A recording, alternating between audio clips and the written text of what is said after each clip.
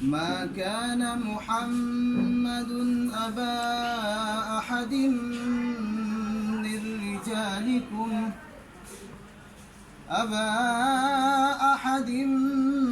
من رجالكم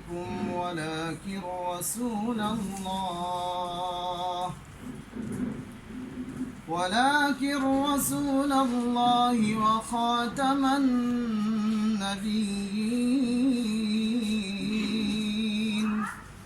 وكان الله بكل شيء عليما. يا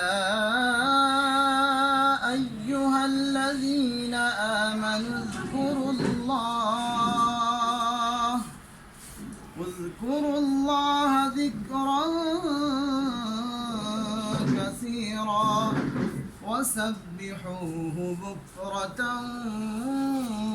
وأصيلا. هو الذي يصلي عليكم وملائكته